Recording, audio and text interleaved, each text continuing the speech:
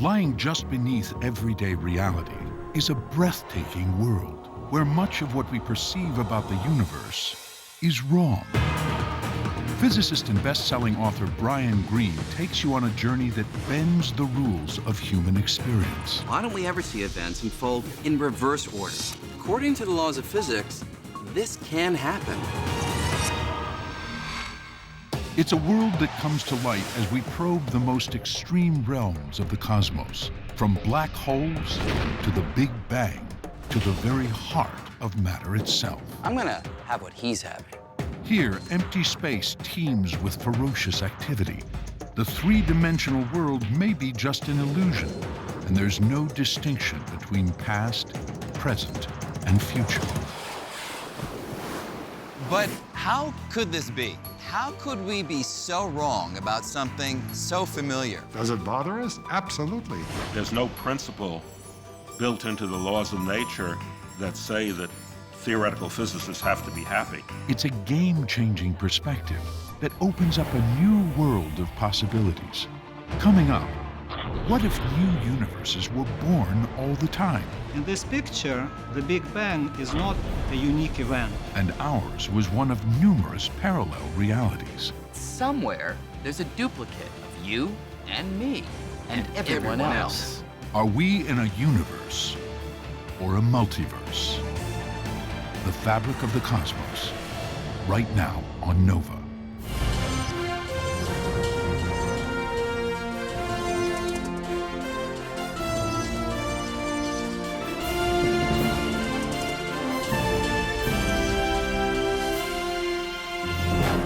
Major funding for Nova is provided by the following: David H. Koch and Discovering New Knowledge, HHMI, and by the Corporation for Public Broadcasting, and by contributions to your PBS station from viewers like you. Thank you.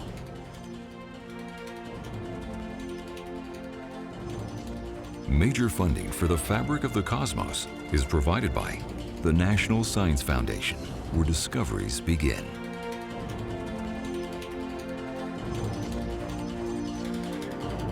And the Alfred P. Sloan Foundation, supporting original research and public understanding of science, technology, engineering, and mathematics. Additional funding is provided by the Arthur Vining Davis Foundations, dedicated to strengthening America's future through education. The U.S. Department of Energy's Office of Science, and the George D. Smith Fund.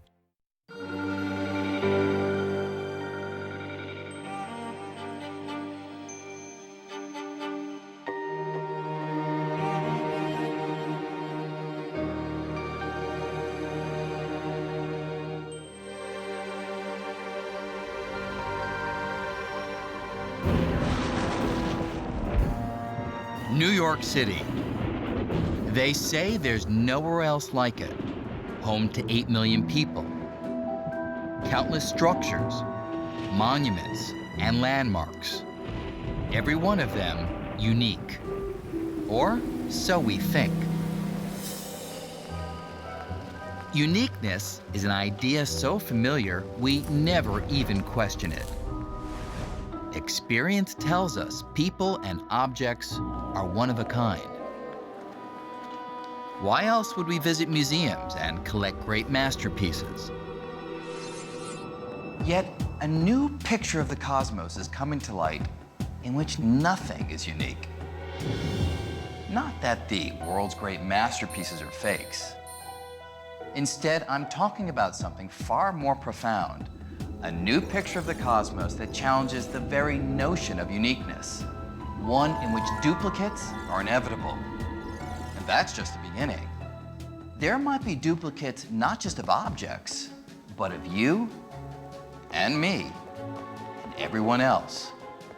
But if this new picture is right, where are these duplicates and why haven't we ever seen them?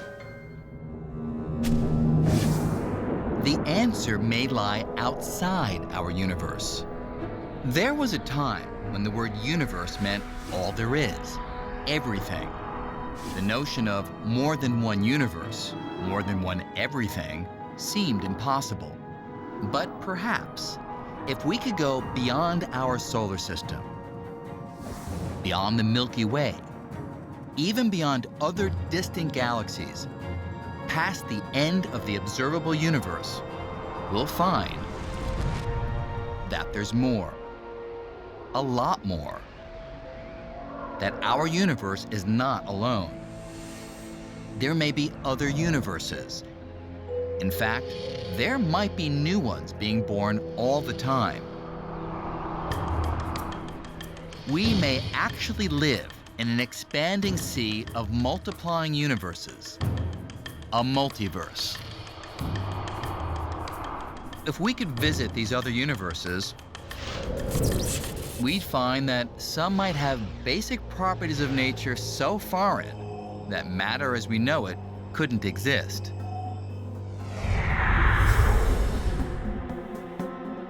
Others might have galaxies, stars, even a planet that looks familiar, but with some surprising differences.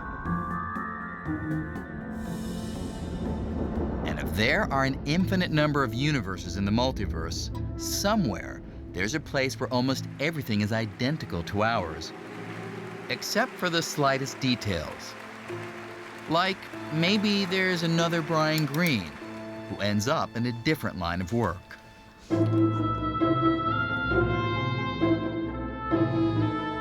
If the multiverse is indeed infinite, then one is going to have to confront a lot of possibilities that are very hard to imagine. There'll be other places where there'll be Alan Guths who will look and think and act exactly like me, as well as many where there'll be Alan Guths who look and think almost exactly like me, but with some small differences. Is it science? Is it a part of metaphysics? Is it just philosophy? Is it religion? Physicists tend not to ask those questions. They just say, let's follow the logic. And the logic seems to lead there. However unfamiliar and strange the multiverse might seem, a growing number of scientists think it may be the final step in a long line of radical revisions to our picture of the cosmos. That is, there was a time when we thought that the Earth was at the center of the cosmos and that everything else revolved around us. Then along came scientists like Galileo and Copernicus, and they showed us that it's the sun, not the Earth, that's at the center of our solar system. And our solar system, it's just a little neighborhood in the outskirts of a gigantic galaxy. And our galaxy, it's one of hundreds of billions of galaxies that make up our universe. Now, all of these ideas sounded outrageous when they were first proposed, but today we don't even question them. The idea of a multiverse may be similar. It simply may require a drastic change in our cosmic perspective. On the other hand, some scientists think that the multiverse is nothing but a dead end for physics. I'm very uncomfortable with the multiverse. To become solid science, it's got a lot of growing up to do. You know, it exists in the same way that, you know, angels might exist. We have to make our bets. And I think right now the multiverse is a pretty good bet. I think there's a good chance that the multiverse is real, and that 100 years from now, people might be convinced that it's real. So where did this idea come from? And what's the evidence for it? Well, several surprising discoveries suggest that we really may be part of the multiverse. The first of these discoveries has to do with the generally accepted theory of the origin of our universe, the Big Bang. According to this theory, our universe began some 14 billion years ago in an intensely violent explosion. Over billions of years, the universe cooled and coalesced. allowing the formation of stars, planets, and galaxies.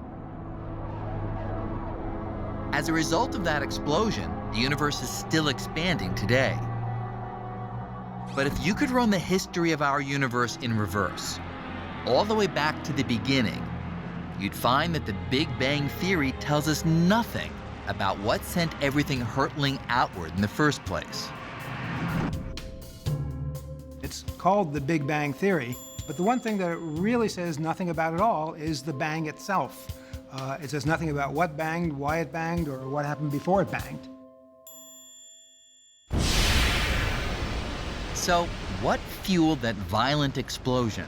What force could have driven everything apart? The quest to figure that out would bring scientists face to face with the multiverse. One physicist whose work unexpectedly helped lay the foundation for the multiverse idea is Alan Guth. Today, he's a professor at MIT. But back in 1979, Guth and a colleague, Henry Tye, were pursuing a new idea about how particles might have formed in the early universe. Henry suggested to me that we should maybe look at whether or not this new process that we were thinking of would influence the expansion rate of the universe. Guth and Tye hadn't set out to investigate the expansion rate of the universe in the first moments after the Big Bang. But Henry Tye's question caused Guth to review their calculations one more time. I stayed up quite late that night and went over the calculations very carefully, trying to make sure everything was correct. As the night wore on, Guth discovered something extraordinary in the equations describing how new particles might have formed in the early universe. And came to the shocking conclusion that these newfangled particle theories will have a tremendous effect on the expansion rate of the universe. The kind of process Henry and I were talking about would drive the universe into a period of incredibly rapid exponential expansion. What Guth found in the math was evidence that in the extreme environment of the very early universe, gravity can act in reverse. Instead of pulling things together, this repulsive gravity would repel everything around it, causing a huge expansion. I immediately became very excited about it and scribbled out the calculation in my notebook, and then at the end I wrote "spectacular realization" with a double box around it.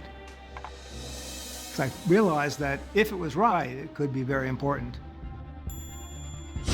By discovering this repulsive gravity, Alan Guth had unintentionally shed light on the very beginning of the Big Bang. Described mathematically, this force was so powerful, it could take a bit of space as tiny as a molecule and blow it up to the size of the Milky Way galaxy in less than a billionth of a billionth of a billionth of a blink of an eye. After this incredibly short outward burst, space would continue to expand more slowly and cool, allowing stars and galaxies to form just as they do in the Big Bang Theory. Guth called this short burst of expansion inflation, and he believed it explained what set the universe expanding in the first place. The powerful, repulsive gravity of inflation was the bang in the Big Bang. But despite having made a momentous breakthrough, Alan Guth had an even more pressing concern. I had no idea what my employment might be. I was really looking for a more permanent job. The inflationary universe scenario looks very exciting. So I went on actually a pretty long trip giving talks about this. I call the inflationary. Suddenly, this idea caught on. Talks about inflation were packed with people from all areas of physics. Lots of astrophysical theorists, including me, got very enthusiastic. It was a very, very exciting time. If you have a really good idea that allows other people to move the field forward, people are going to pay attention. An amazing feeling that suddenly I had crossed that gap from being an unknown postdoc to being one of the major players. And it was very hard to absorb, but it certainly felt good.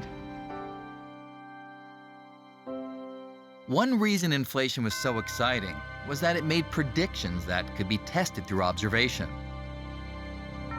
Scientists realized that if the theory were correct, evidence for it should be found in the night sky. Imagine that we could shut off the sun and take away all the stars.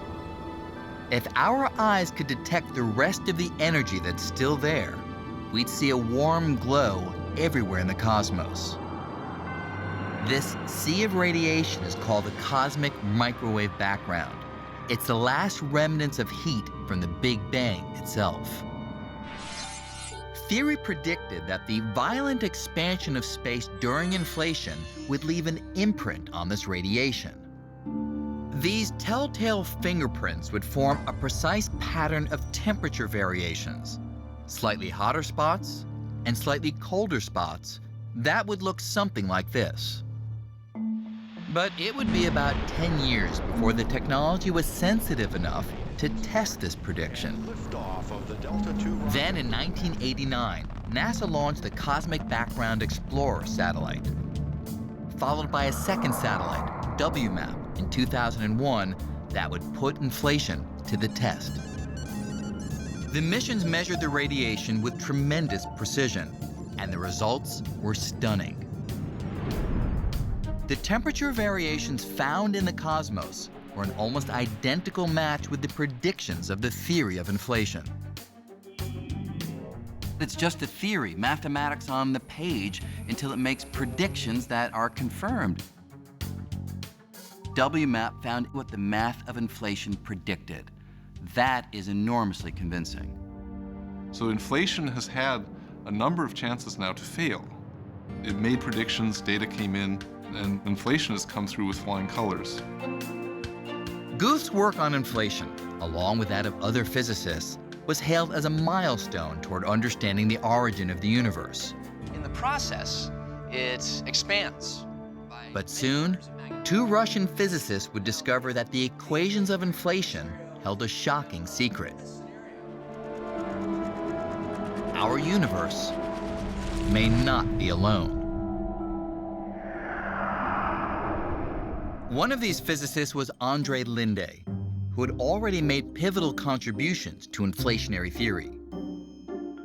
The other was Alex Vilenkin, who happened to attend one of the talks Alan Guth gave during his road trip. He gave a wonderful talk. I haven't met him before, but what I heard was rather unexpected. In one shot, inflation explained very well many features of the Big Bang, and was quite remarkable. Why the universe is the way it is. So I went home greatly impressed. Alex Vilenkin was so impressed that for months afterward, he couldn't stop thinking about inflation. Usually I have my thought of the day in the shower, which I tend to take long. The more Vilenkin considered the process of inflation, the more he wondered about what would make it stop. How would a region of space transition out of inflation? What exactly would happen at the moment inflation ends? As I thought about it, it turns out that the end of inflation doesn't happen everywhere at once. Vilenkin suddenly realized that if inflation doesn't end everywhere at once, then there's always some part of space where it's still happening. So in this picture, the Big Bang is not a unique event that happened. There were multiple bangs that happened before ours, and there will be countless other bangs that will happen in the future. It was a striking and unexpected new picture, in which inflation would stop in some regions, but always continue somewhere else. New Big Bangs are always occurring, and new universes are always being born, yielding an eternally expanding multiverse. Linde and Vilenkin in particular pushed the idea that inflation might never end, that this ballooning process could happen over and over again, giving one universe after another after another. So, was this a revolution in science or a theory that's full of holes? The idea became known as eternal inflation, and you can picture it something like this. Imagine that this block of cheese is all of space before the formation of stars and galaxies. Now, according to inflation, space is uniformly filled with a huge amount of energy, and that energy causes space to expand at an enormous speed. As it does, here and there the energy discharges, sort of like a spark of static electricity. But this is like static electricity on a cosmic scale. And when it discharges, all that energy is rapidly transformed into matter in the form of tiny particles. That process is the birth of a new universe, what we have traditionally called the Big Bang. Inside these new universes, which are like holes in the cheese, space continues to expand, but much more slowly. And sometimes galaxies, stars, and planets form, much as we see in our universe today. Meanwhile, outside of these new universes, the rest of space is still full of undischarged energy and is still expanding at enormous speed. And more expanding space means more places where the energy can discharge into more Big Bangs and create more new universes. And that means this process could go on forever.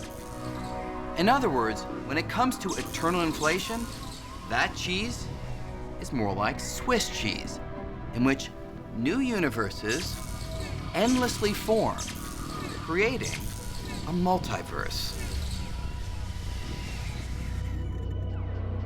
The multiverse, a profound implication of eternal inflation. But as Alex Vilenkin would soon learn, one that would not be easily accepted. I thought I realized something important about the universe, and I wanted to share this with my fellow physicists. And one of the first, of course, had to be Alan Guth. Now, we know that quantum fluctuations in the scalar field are different in different regions in space. I thought he would be excited about it. As a result, in some regions, But actually this encounter didn't go as planned. inflation will last longer than in others. The delay of inflation As I was describing to him my new picture of the universe, inflating regions and so forth, expansion. I noticed that Alan is beginning to doze off a little bit. Actually, I was, of course, very unhappy about that, so I thought that I probably should go.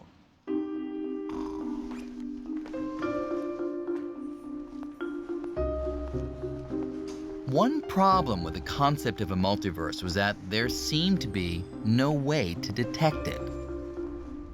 Not only is each universe expanding, but so is the space in between them. And that means that nothing, not even light, can travel from any of the other universes to reach us. Physicists did not really respond very well to this idea of eternal inflation. Once I said that I'm going to tell them something about things beyond our horizon that cannot in principle be observed, most of them just lost interest right there. Alex Vilenkin thought he was onto something big, but others were skeptical. So Vilenkin reluctantly tried to put his work on eternal inflation out of his mind.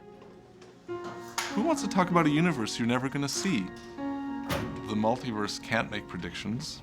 It can't be tested. You could make the case that it's not really science. How can you ever be confident of it when you can't see the other parts of the multiverse? We can only see our little patch, our little expanding cloud of galaxies. How are we ever going to know? You can't prove the multiverse exists. It's not wrong. You can't prove that it doesn't exist. So why should we believe it?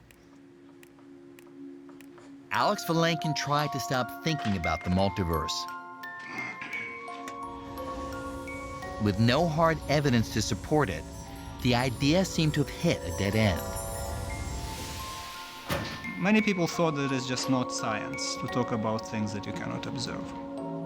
So I did not return to the subject for almost 10 years. Meanwhile, Vilenkin's Russian colleague Andrei Linde kept the flame alive. He had independently come up with his own version of eternal inflation, but unlike Vilenkin, he would not be deterred. Maybe I am a little bit more arrogant. When I got the idea for this multiverse, I understood that this may be the most important thing which I ever do in my life. And then if somebody doesn't want to hear it, that's their problem. Linde published more than a dozen papers, but his work would meet an equally chilly reception. It seemed no one wanted to hear about the idea of a multiverse.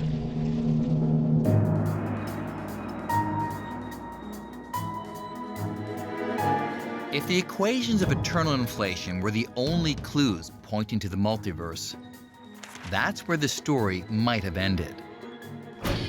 But the multiverse idea would gain some unexpected support from two completely unrelated areas of science. One was an idea called string theory, designed to explain how the universe works at the tiniest scales. The other was an astounding discovery made by astronomers exploring the universe on the largest scale. A discovery that's utterly mysterious if there's only one universe, but if we're part of a multiverse, it's a whole new ballgame.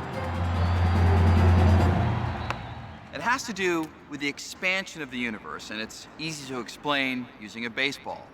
Now, if I toss this ball up in the air, we all know what will happen. As it rises, it slows down because of gravity. Now, astronomers knew that the universe was expanding, and they assumed that the expansion would slow down because of the gravitational pull of stars and galaxies, just as the ball slows down because of the gravitational pull of the Earth. But when they actually did the measurements, they found something astonishing, something that rocked the foundations of physics. They found that the expansion is not slowing down, it's speeding up. It's as if I took this baseball, and when I throw it, instead of slowing down as it rushes away, it speeds up.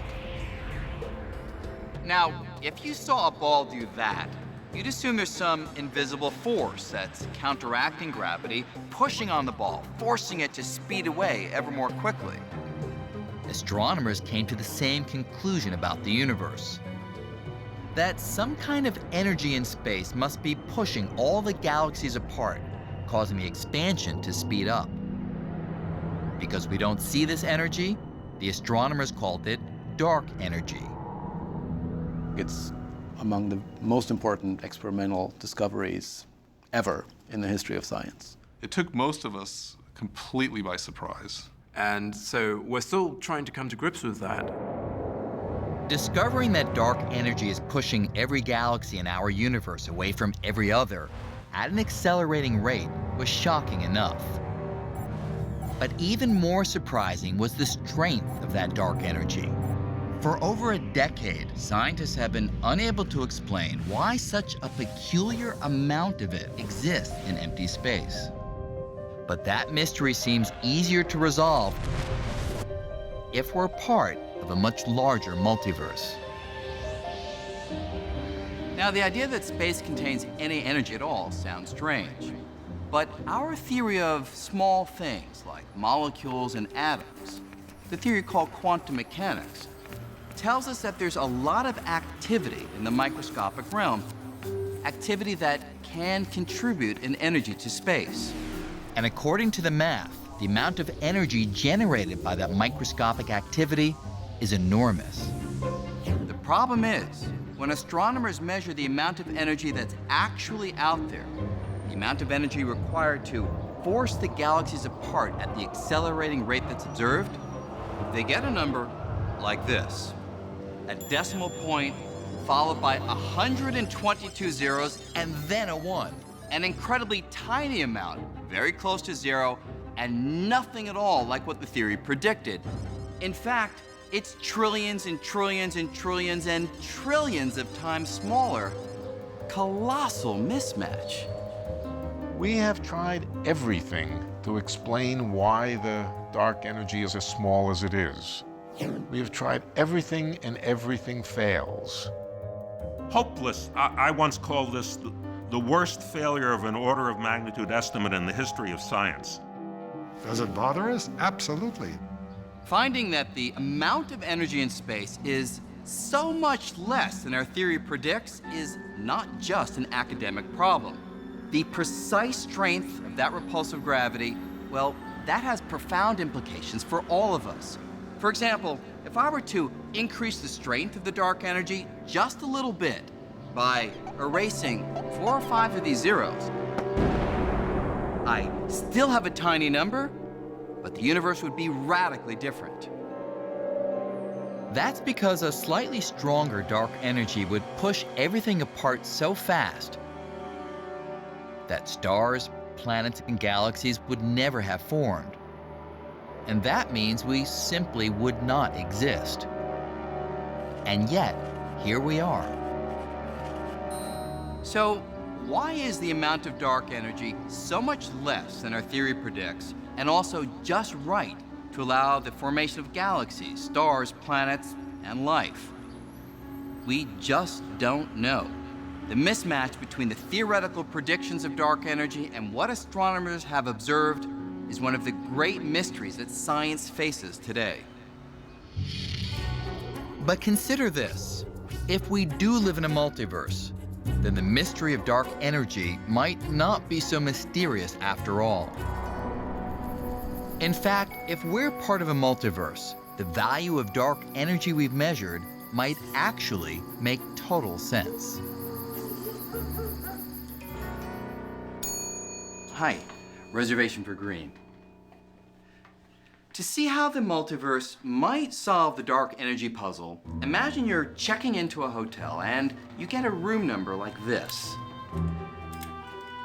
10,000,001. Thanks. Enjoy your stay.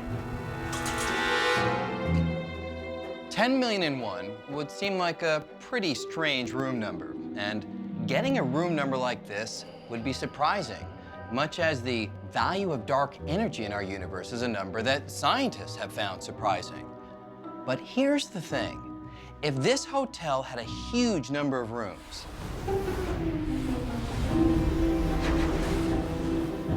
say billions and billions, then getting room number 10,000,001 wouldn't be so surprising. In a hotel this big, you expect to find a room with that number.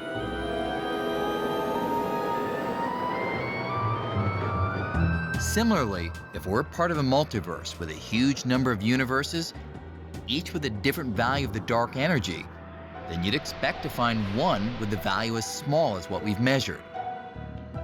If you think of each of these rooms as a universe, and each universe has a different value for the dark energy, then most of these universes won't be hospitable to life as we know it. The reason is that the value of the dark energy wouldn't allow the formation of galaxies, stars, and planets. Universes with much less dark energy than ours would collapse in on themselves. And universes with much more dark energy than ours would expand so fast that matter would never have the chance to coalesce into clumps and form stars and planets. So, of course we find ourselves in a universe where the value of the dark energy is hospitable to life. Otherwise, we wouldn't be here to talk about it.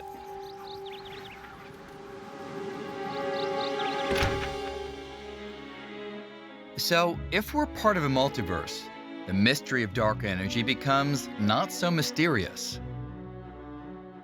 But there's a piece of the puzzle missing. How do we know if there's enough diversity within the multiverse so that every value for dark energy, including the strange value we observe in our universe, can be found somewhere, the answer would emerge from an entirely different area of physics. I'm talking about a groundbreaking theory that comes from investigating the universe on the tiniest scale. We know that inside atoms are even tinier bits of matter, protons and neutrons, which are made of still smaller particles called quarks. But physicists realize that this might not be the end of the line. These subatomic bits might actually be made of something even smaller. Tiny vibrating strands or loops of energy called strings. This set of ideas, called string theory, says everything that exists is made of this one kind of ingredient. And just as a single string on a cello can produce many different notes depending on how it vibrates, strings can take on different properties depending on how they vibrate, creating many kinds of particles. From this theory came the promise of elegant simplicity, a single master equation that would explain what we see in the world around us. String theory would be beautiful, it would be elegant, and calculation from that very simple theory would produce the world as we know it. But for this beautiful theory to work, there was a catch. The math of string theory required something that defies common sense. A feature that would open the door to the multiverse. Extra dimensions of space. We're all familiar with 3 dimensions of space: height, width, and depth. But the math of string theory says these aren't the only dimensions. The mathematics works only if the strings move and vibrate, not just in the 3 directions that we see, but in those and, say, 6 more, 9 space dimensions in all. So if string theory is right, where are these extra dimensions? And why can't we see them? Think about the cable supporting a traffic light. From a distance, it looks like a line, one-dimensional. But if you could shrink down to, say, the size of an ant, you'd find another dimension, a circular dimension that curls around the cable. And string theory says that if we could shrink down billions of times smaller than that ant, we'd find tiny extra dimensions like this are curled up everywhere in space. At every point of space, there's an extra dimensions of space that are curled up into little tiny knots that you can't see because they're too small. And the shape of those extra dimensions determines the fundamental features of our universe. Just the way the air streams that are going through an instrument like a French horn have vibrational patterns that are determined by the shape of the instrument, the shape of the extra dimensions determines how the little strings vibrate. Those vibrational patterns determine particle properties. So all of the fundamental features of our universe may be determined by the shape of the extra dimensions. The way those extra dimensions of space are put together is in many respects like the DNA of the universe. They determine the way the universe is going to behave, just exactly the same way as DNA determines the way an animal is going to look. The problem was, the more string theorists looked, the more ways they found that extra dimensions could be curled up. And the math provided no clues as to which shape was the right one corresponding to our universe. I think the consensus right now is that that number seems to be astronomical. There are published papers suggesting upwards of 10 to the 500. That's 10 followed by 500 zeros, different possible shapes. 10 to the 500 different possible shapes for the extra dimensions, each appearing equally valid. It seemed preposterous, especially for a theory that was looking for one single master equation to describe our universe.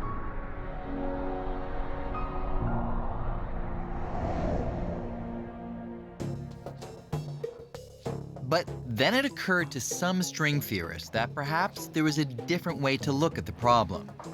And this different perspective would breathe new life into the idea of a multiverse. 10 to the 500 different string theories. This sounded like a complete disaster. What good is it to have a theory that has 10 to the 500 solutions? You can't find anything in there. Well, that left string theorists somewhat unhappy, somewhat depressed. My own reaction to it at the time is, this is great, this is fantastic, this is exactly what the cosmologists are looking for. Enormous diversity of possibilities. Don't be unhappy about this. This says that string theory fits extremely well with cosmology and with all the interesting ideas about multiverses. Turning what seemed like a vice into a virtue, some string theorists became convinced that the multiple solutions of string theory might each represent a real and very different universe. In other words, string theory was describing a multiverse, and an extremely diverse one at that. To everyone's surprise, string theory was actually quite readily describing huge numbers of different kinds of solutions, each of which corresponds to a possible universe. So we just got this multiverse for free. Both from string theory and from inflation, you have these universes that are produced. These different universes would all naturally have different amounts of dark energy. In fact, according to the math, the amount of dark energy would span such a wide range of values from universe to universe that the strange amount we've measured would surely turn up. String theory, without even trying, solved that problem. So, over a decade after Linde and Vilenkin had come up with their ideas about eternal inflation, the multiverse was revived. 3 lines of reasoning were now all pointing to the same conclusion. Eternal inflation, dark energy, and string theory. Just the way it takes 3 legs to support a stool, these 3 ideas taken together support the argument that we may live in a multiverse. When different lines of research all converge on one idea, that doesn't mean it's right, but when all the spokes of the wheel are pointing at one idea, that idea becomes pretty convincing. Today, the multiverse is hotly debated. In the universe, Many critics remain. David Gross is going to tell us no, no, no. But multiverse advocates like Alex Vilenkin, Alan Guth, and Andre Linde are no longer alone. The tide appears to be turning, and now these ideas are accepted to a much larger degree. Genie is out of the bottle. You cannot put it back. So, what would it be like if we could travel to some of these other universes? What would we see?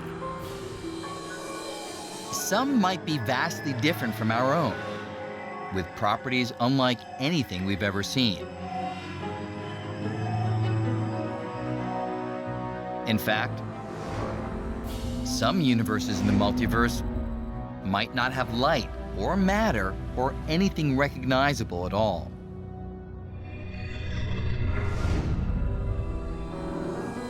And there might be other universes with features not unlike the familiar ones we know, but where life takes a completely different form, perhaps communicating in ways we'd find utterly bizarre.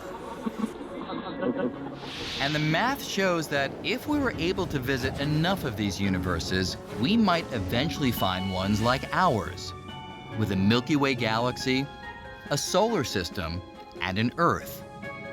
Except with some slight differences.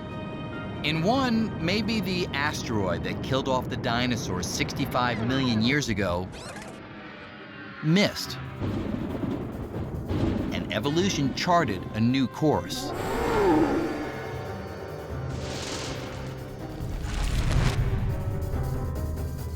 In another, There might be an Earth with people similar to us, but better at multitasking. But there's something even stranger. Somewhere out there, we should find exact copies of our universe with duplicates of everything and everyone. How could this be? How could there be exact duplicates of ourselves out there in the multiverse? To see how, take this deck of cards. It's made up of 52 different cards, and if I deal them, everyone will get a different hand.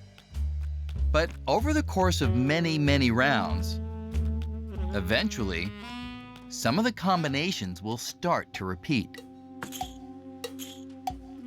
That's because with 52 cards, there's a limited number of different hands you can deal. So if you deal the cards an infinite number of times, then repeating hands are inevitable.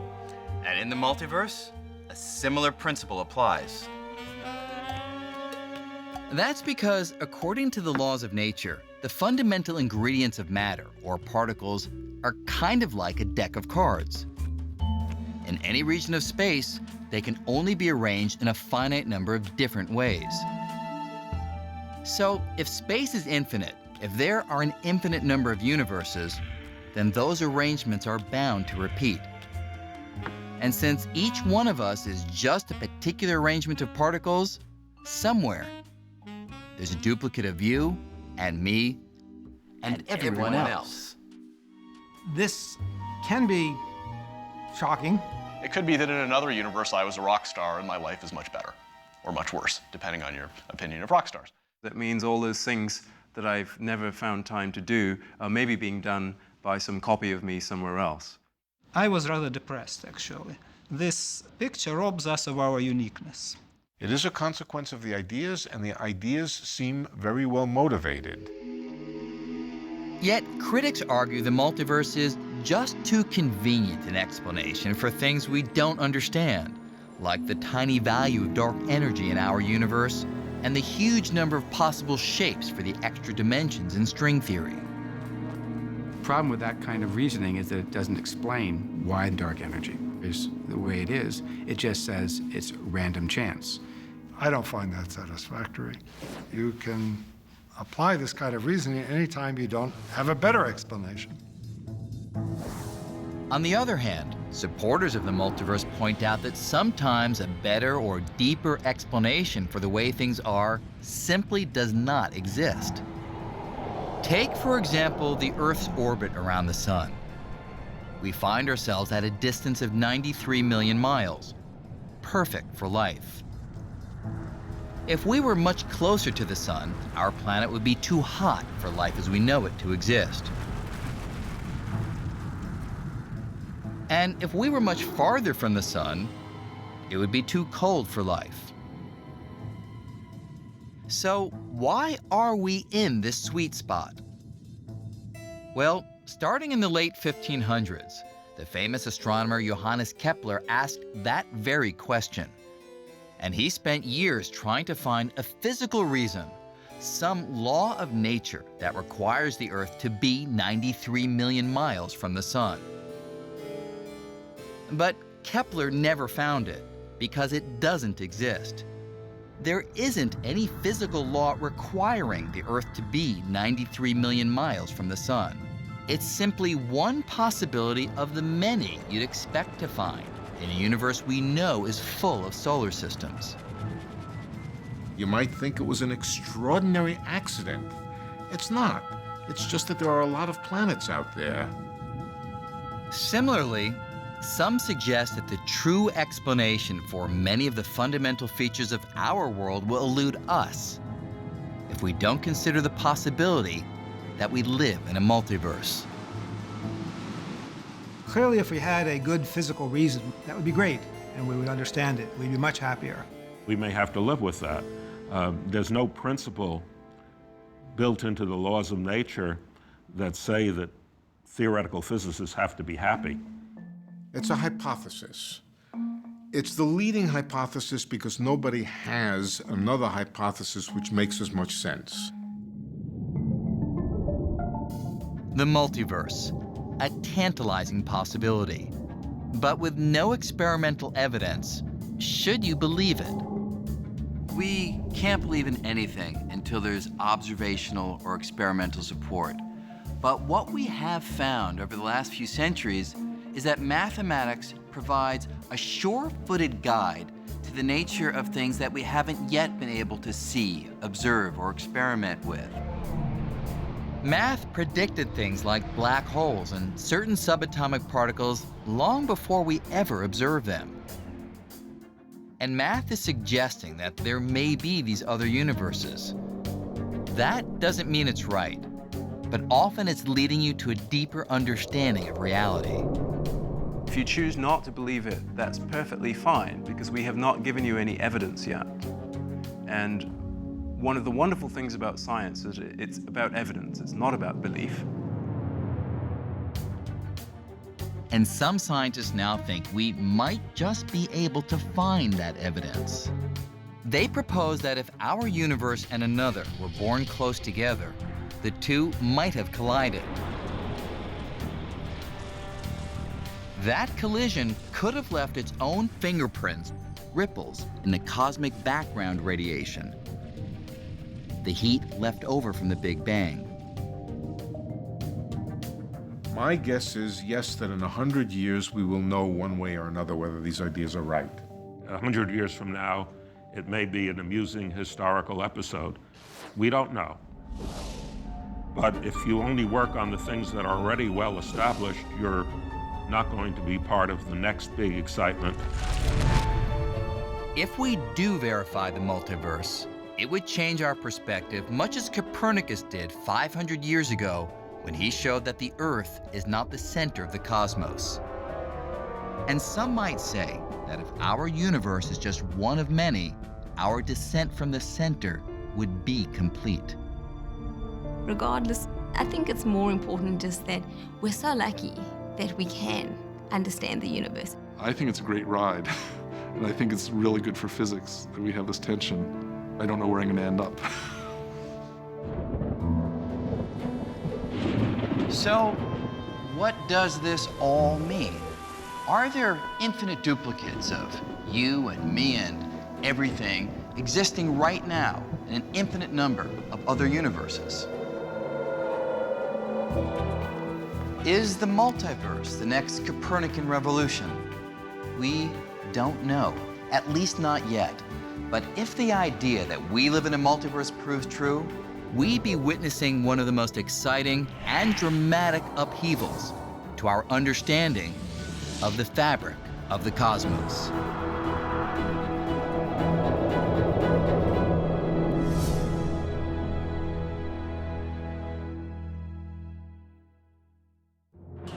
Major funding for NOVA is provided by David H. Koch and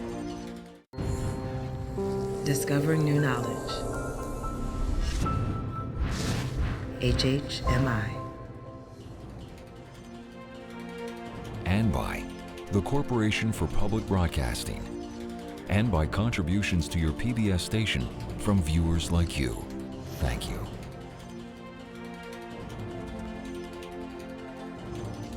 Major funding for the fabric of the cosmos is provided by the National Science Foundation, where discoveries begin.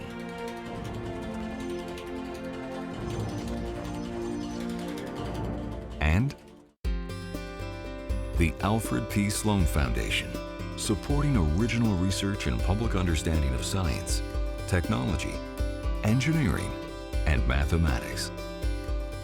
Additional funding is provided by the Arthur Vining Davis Foundations, dedicated to strengthening America's future through education. The U.S. Department of Energy's Office of Science, and the George D. Smith Fund.